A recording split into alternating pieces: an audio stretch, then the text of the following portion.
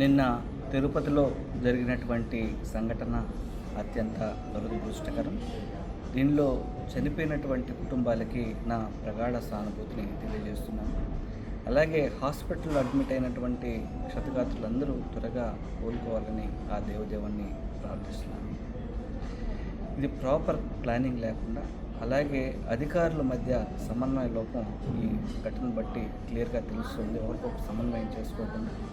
So ఎందుకంటే ఇలాంటి పర్వదినాల్లో కొన్ని లక్షలాదిగా భక్తులు తరలివస్తుంటారు తిరుపతిలో.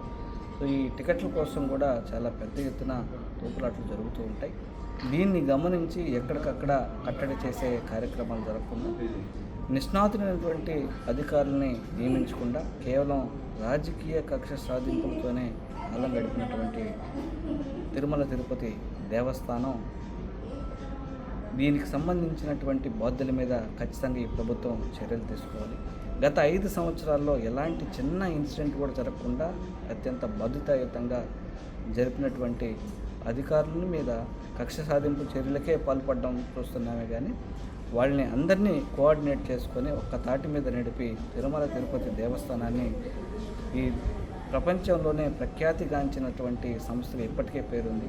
దాని వన్నె తగ్గకుండా చేయాల్సినటువంటి బాధ్యత ఉన్నటువంటి అధికారులు, అలాగే టీటీడీ కేవలం లడ్డు వివాదం ఒక పక్క తీసుకొచ్చి ఇలాంటి డైవర్షన్ పాలిటిక్స్కి మాత్రమే, రాజకీయ వేధింపులకు మాత్రమే, అలాగే రాజకీయ కుట్రలకు మాత్రమే కేంద్రంగా చేసుకోవడం అత్యంత బాధాకరం. ఇలాంటి ఘటనలు మళ్ళీ పునరావృతం కాకుండా, అలాగే బాధ్యుల మీద కఠినమైనటువంటి చర్యలు తీసుకునే విధంగా, అలాగే చనిపోయినటువంటి కుటుంబాలకు ₹1 కోటి ఆర్థిక సాయం అందించే విధంగా చర్యలు తీసుకోవాలని వైఎస్ఆర్ కాంగ్రెస్ పార్టీ తరఫున మేము డిమాండ్ చేస్తాం.